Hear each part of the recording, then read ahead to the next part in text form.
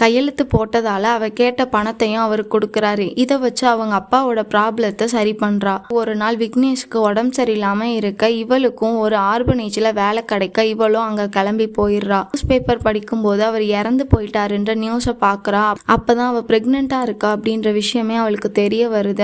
ஆனா அந்த ஆர்பனேஜோட ஓனருக்கு ரொம்ப நாள் குழந்தை இல்லாம இருக்கிறதுனால இந்த குழந்தைய வளர்த்து நீ எங்க கிட்ட கொடுத்துட்டு நீ வேற கல்யாணம் பண்ணிக்கோன்னு சொல்லி அவங்களும் சொல்ல சரின்னு இவளும் இந்த குழந்தைய வளர்க்குறா. அடுத்த நாள் பழனி கோர்ட்ல ஸ்ரத்தாவை சப்மிட் பண்றான். அங்க இருந்த ஜட்ஜ் இந்த 2 கோடி மதிப்புள்ள வீடு உங்களுக்கு வேணுமான்னு கேட்க, இல்ல எனக்கு இந்த வீடு வேண்டாம், அவரோட பிள்ளைங்களுக்கு எழுதி கொடுத்துருங்கன்னு சொல்றா. அந்த ஜட்ஜும் இங்க அவருக்கு 2 பிள்ளைங்க இருக்காங்க, அவங்களுக்கு எழுதி கொடுத்துருவான்னு கேட்க, இல்ல அவருக்கு 3 பிள்ளைங்க இருக்காங்கன்னு சொல்றா. ஜட்ஜ் எதுவுமே புரியாம கடந்த எல்லா உண்மையும் சொல்றா. அந்த நேரம் பார்த்து ஆர்பனேஜோட ஓனர் அவ சொல்றது எல்லாமே உண்மை நிரூபிக்கிறதுக்காக அந்த குழந்தையும் அங்க இருக்கிற எல்லாரும் முன்னாடியும்